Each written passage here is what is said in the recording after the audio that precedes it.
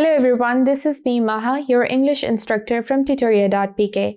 I hope you all are doing good and are in great spirits. In today's lecture, we are going to discuss Unit 11 जिसका नाम है Great Expectations और हम इसकी summary discuss करेंगे.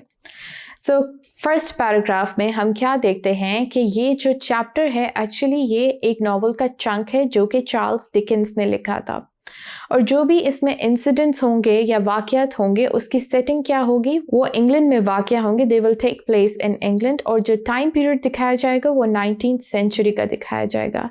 It's a story about a boy called Pip. Pip इस story का main character है और हम इसमें क्या पढ़ेंगे, उसकी कैरेक्टर की डेवलपमेंट के वो चाइल्डहुड से लेके मैनहुड तक उसने अपने अंदर क्या चीज़ें डेवलप की. Let's move on to second paragraph. Second paragraph में स्टोरी स्टार्ट होती है और हम क्या देखते हैं कि पिप जो है एक लोनली ऑर्फन है. इट मीन्स कि वो एक यतीम है, साथ में लोनली है, उसके पास कोई नहीं है जिसके ऊपर वो रिलाई कर सके. उसको कौन पाल पोस के बड़ा कर रहा है? उसकी बहन जो कि बहुत ही हार्श और स्ट्रिक्ट है बाय नेचर, और उसका जो बेस्ट फ्रेंड है वो जो है. जो कौन है? उसकी बहन का हस्बैंड. उसको वो बेस्ट फ्रेंड क्यों कंसिडर करता है कि जब उसकी बहन उसके साथ स्ट्रिक्ट होती है, हार्श होती है, जो is the one who is very kind towards Pip और उसके साथ बहुत ही अच्छे से नर्म दिली से पेश आता है, इसलिए पिप उसको अपना बेस्ट फ्रेंड कंसिडर करता है. Let's move on to third paragraph. Third paragraph में एक इंसिडेंट की बात होती है कि एक दिन पिप जो है एक प्रिजनर से मिलता है जो कि काफ़ी ख़राब हालत में होता है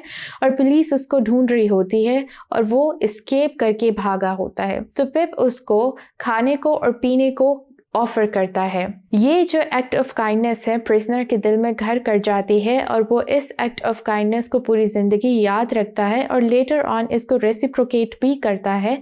we'll see how. In fourth paragraph Pip को ये कहा जाता है कि उसको एक ह्यूज अमाउंट ऑफ मनी मिलेगा और वो लंदन जाएगा टू रिसीव गुड एजुकेशन और अपना करियर सेट करेगा. Let's move on to fifth paragraph. Fifth paragraph में हम देखते हैं कि पिप फाइनली लंदन चला जाता है और उसको रेगुलरली मंथली जो है ह्यूज अमाउंट ऑफ मनी वो रिसीव कर रहा होता है, उसको मिल रही होती है और अपना करियर सेट करने के प्रोसेस में होता है. वो एक फ्लैट में रहना शुरू कर देता है एक यंग आदमी के साथ जो कि एक इंश्योरेंस कंपनी में काम करता है और उसके खुद के पास इतने पैसे नहीं होते हैं.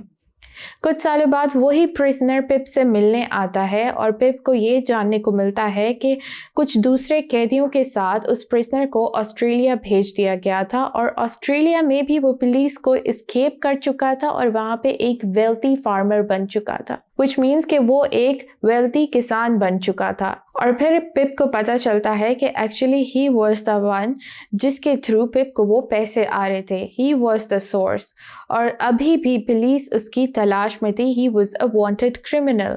वो एक जेंटलमैन नहीं था, वो एक अच्छा आदमी नहीं था. He was a culprit. उसने क्राइम किया हुआ था, लेकिन पिप की तरफ वो काइंडनेस शो करता था जस्ट बिकॉज उसके बुरे टाइम में पिप ने उसको काइंडनेस शो की थी. Let's move on to sixth paragraph. Sixth paragraph में पिप भी उसकी काइंडनेस देख के मूव हो जाता है और उसको बचाने की हर मुमकिन कोशिश करता है, अनकंडीशनल वे में कोशिश करता है, because pip is a very selfless person और बहुत ज़्यादा काइंड पर्सन होता है. तो अपने दोस्त के साथ मिलकर वो ये डिसाइड करता है कि हम इस प्रिजनर को शिप के थ्रू अब्रॉड भेज देंगे, बैरून मुल्क भेज देंगे, so that policeman can not capture him again. लेकिन वो जैसे ही शिप में जा रहे होते हैं पुलिस और सोल्जर्स आ जाते हैं और उसको दोबारा कैप्चर कर लेते हैं. कोर्ट में प्रिजनर को सजाए मौत सुनाई जाती है, लेकिन सजाए मौत से पहले ही वो नेचुरल डेथ मर जाता है और बाय लॉ जो भी उसके एसेट्स होते हैं, दौलत होती है जो कि ऑस्ट्रेलिया में उसने वेल्थी फार्मर होने के बदौलत कमाई होती है, वो सारी बाय लॉ गवर्नमेंट को चली जाती है. तो इट मीन्स कि जो भी पिप को प्रॉमिस किया होता है कि उसके फ्यूचर के लिए, एजुकेशन के लिए उसको वो दौलत देगा और बहुत सारे पैसे देगा, वो पूरे गवर्नमेंट को चले जाते हैं और पिप को कुछ नहीं आता है. देन पिप अपने खुद के हार्ड वर्क से ऊपर आता है और एक क्लर्क की जॉब स्टार्ट कर देता है ऑफिस में. कुछ सालों बाद वो एक इंश्योरेंस फर्म का पार्शली ओनर बन जाता है, मतलब हाफ ओनर बन जाता है और इस तरीके से उसकी लाइफ सेट हो जाती है, करियर सेट हो जाता है. और किस तरीके से होता है? उसकी खुद की एफर्ट से, उसके खुद के हार्ड वर्क से होता है, क्योंकि जो भी फॉर्चून उस प्रिजनर ने उसे प्रॉमिस किया था वो उसको नहीं मिला. सो एक सिंपल एक्ट ऑफ काइंडनेस आपके लिए बहुत ज़्यादा मुफीद साबित होती है और किसी के दिल को छू लेती है और आपका भी भला होता है। So with this we have come towards the end of our today's video lecture. I hope जो भी आज हमने पढ़ा वो आपको क्लैरिटी के साथ समझ आया होगा। इंशाल्लाह we will be meeting with some new topic in our next video. Till then take care. This is me Maha, your English instructor, signing out.